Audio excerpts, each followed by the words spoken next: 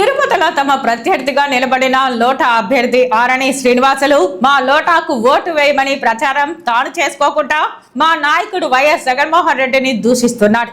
మా పార్టీ నాయకులకు కార్పొరేటర్లకు ఫోన్ చేసి చాలా అసభ్యంగా ముఖ్యమంత్రి గురించి బండబూతులు మాట్లాడుతున్నాడు.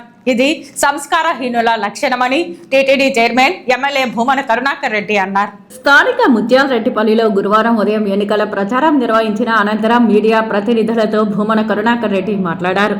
గడిచిన 5 సంవత్సరాలుగా వైఎస్ఆర్ కాంగ్రెస్ పార్టీలో వైఎస్ జగన్మోహన్ రెడ్డి భిక్షతో శాసనసభ్యుడై ఈ రోజు తిరుపతిలో పోటీ చేస్తున్న వ్యక్తి ఆరణి శ్రీనివాసులు అని తెలిపారు.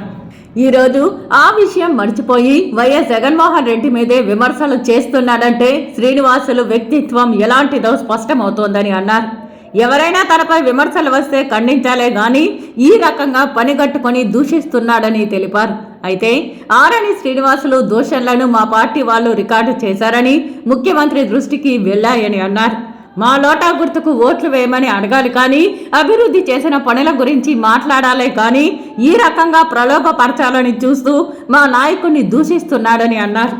వైఎస్ఆర్ కాంగ్రెస్ పార్టీ పని అయిపోయిందని అంటున్నాడు శ్రీనివాసులని తెలిపారు. వైఎస్ఆర్ కాంగ్రెస్ పార్టీ పోరాటాలతో పుట్టిన పార్టీ అని, ఉద్యమాలతో నిలబడిన పార్టీ అని భూమన పేర్కొన్నారు.